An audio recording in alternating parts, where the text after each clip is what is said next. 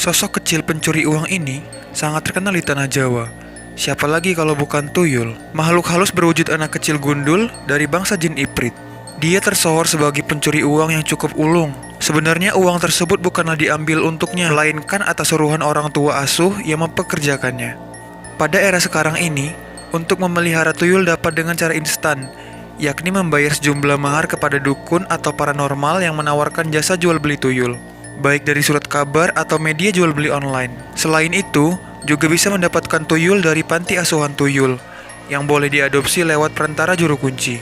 Harga mahar dapat berpengaruh dengan omset yang diperoleh setiap harinya. Semakin tinggi maharnya, maka kualitas tuyul akan semakin baik, seperti jumlah uang dan wujud dari si tuyul tersebut.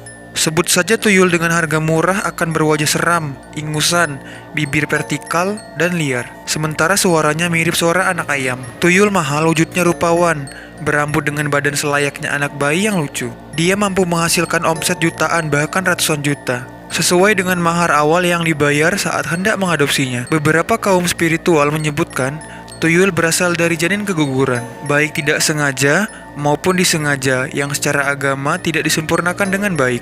Lantaran hal tersebut, tuyul kerap bertingkah layaknya anak kecil. Di sebelah koloni tuyul, ada sosok pemimpin tuyul yang berwujud tuyul biru dan sosok induk semang, yang biasanya berwujud nenek-nenek tua yang membawa keranjang besar di punggungnya. Keranjang tersebut digunakan untuk menggendong atau membawa pulang tuyul-tuyul yang tidak nurut ataupun bermain terlalu jauh. Sosok tuyul bisa dipelihara sebagai pesugihan, tapi dengan syarat pelaku adalah pasangan yang sudah menikah. Sebab, si istri wajib memberikan asupan ASI kepada si tuyul. ASI yang dimaksud bukan air susu yang dihisap, melainkan darah yang kemudian membuat tubuh si istri menjadi kurus kering. Tidak hanya itu, pelaku pesugihan tuyul juga wajib menyediakan baju, mainan, bubur kacang ijo, biskuit, pampers, hingga lilin layaknya seorang anak kecil. Sifat manja sang tuyul serta tidak suka ditelantarkan seringkali meminta diajak jalan-jalan dan digendong oleh sang ayah dengan cara meletakkan kedua tangannya di belakang, selayaknya menggendong anak kecil. Tuyul juga meminta disuapi saat makan dan memiliki sifat cemburu saat tahu orang tua asuhnya akan memiliki anak. Orang tua asuh wajib memfasilitasi tuyul dengan kamar khusus yang berwarna-warni dengan hiasan figur tokoh kartun. Jika kemauannya tidak dituruti, tuyul akan ngambek, tidak mau mencuri uang sampai bisa memutuskan kabur dari rumah. Sebenarnya tidak semua uang hilang disebabkan akibat ulah tuyul. Salah satu ciri kehilangan uang akibat ulah tuyul, uang raib secara misterius walaupun ditaruh di lemari atau laci yang dikunci rapat. Bukan uang yang berada di badan, seperti di saku atau di dompet. Uang yang hilang tidak keseluruhan, biasanya hanya diambil selembar saja. Ciri lainnya, uang hilang biasanya pada malam hari. Tuyul tergolong makhluk nokturnal yang bekerja mulai waktu maghrib tiba hingga menjelang subuh. Jadi saat uang kita hilang pada siang hari, jangan kemudian menuduh tuyul yang berbuat. Bisa saja dicuri oleh sosok tuyul kepala hitam alias manusia. Beberapa tip agar uang tidak diambil tuyul.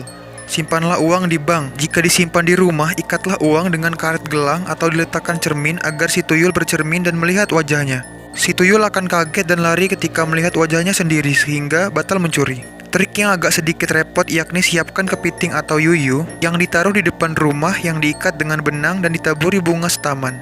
Tuyul akan bermain-main dengan hewan ini hingga keasyikan. Selain itu, botol bening juga membuat tuyul ketakutan. Media ini dianggap seperti sebuah penjara.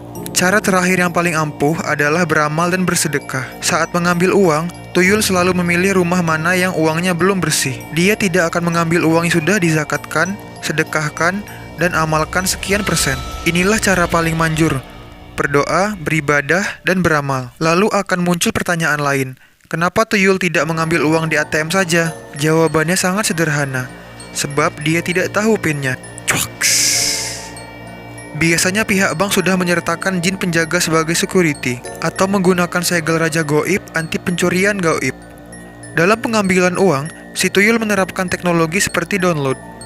Jadi, setelah target terkunci, tuyul akan mengambil uang kertas yang diubah dari materi fisik ke materi metafisik.